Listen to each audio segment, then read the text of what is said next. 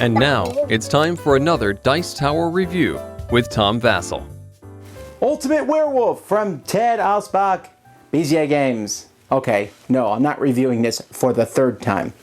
There's a new edition here of Ultimate Werewolf that's out, and all this review is we're going to be talking about the Urban Legends expansion. That's it. So here we go.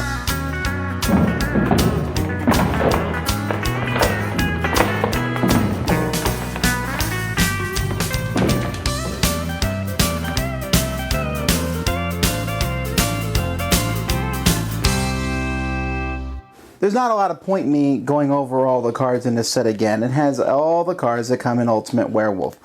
What we want to talk about are the new cards that come in this set, the Urban Legends. So we're going to go in and then from order from my least favorite to my favorite of these. The first is Bloody Mary.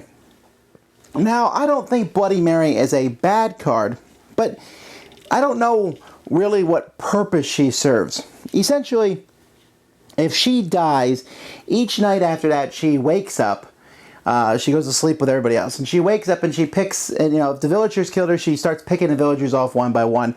If the werewolves kill her, she starts killing the werewolves off one by one. It's fantastic to use this during the course of the game, because you can say, oh, I am Bloody Mary. No, I am Bloody Mary. And everyone's afraid to kill you.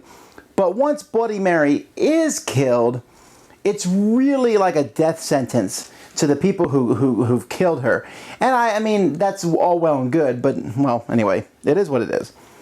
Nostradamus is pretty cool. Each night, after the first night, he predicts who's going to win. And then everyone hears his prediction. So everybody knows that someone out there either wants the werewolves to win or not. He's an interesting chap. Sasquatch, I love the theming of him because the seer thinks he's a werewolf because he looks like a werewolf.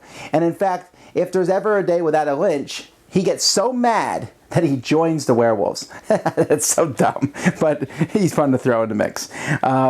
Then we have the Wolfman. The Wolfman's an interesting one because he's basically a super strong werewolf. The seer does not know he is a werewolf. When the seer points at him, he thinks he's a villager. He's the opposite of a Lycan. This is a good card, and I use this one a lot to balance out a werewolf game where you don't want 3 werewolves, but you don't want, you want more than 3 werewolves, but you don't want 4. So if you make this one of the 3 werewolves, it just tends to balance it out. It's a lot of fun if you play with the Wolfman, a regular werewolf, and then the lone wolf. That's a good combination I found. Then we have a game changer, the Leprechaun. At night, the leprechaun wakes up after the wolves have chosen their victim. He is told which victim is being chosen by the werewolves. And then he decides whether he will shift that one to the left or the right of the victim. Now, the werewolves know the leprechaun's there, so the werewolves can deliberately maybe pick someone that they don't want to be killed so that the leprechaun shifts it to the person who is killed. It's a very interesting scenario. A lot of back and forth bluffing. I don't know how good it is for the game, but it is interesting. And then my favorite, just because I like this sort of thing, Chupacabra, survive the night.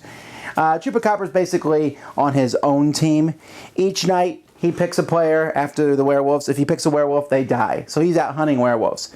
If all the werewolves die, then he hunts everybody else. So he's a third team. He gets werewolves first, then villagers. So everyone wants him dead. I love it. So there you go. A quick overview of the cards. I like them. None of them are really essential, but they are interesting. Obviously, in my games, especially with larger groups, I almost always use the Chupacabra because it makes the game go faster. There's a possibility of more death. There's more fear going around. But the other ones are all interesting. I like the theme of them, and when I include them with all the other ones, I now have the ultimate version of Werewolf. Ted is the greatest werewolf designer ever. Thanks so much for watching the Dice Tower videos. Find more great videos and reviews, as well as our top-rated audio podcast at Dicetower.com. You can also find the latest board game news at Dicetowernews.com. I'm Eric Summerer, and you've been watching The Dice Tower. The Dice Tower is sponsored by Fun Again Games, the world's best game source. Fun Again Games has over 5,000 games available.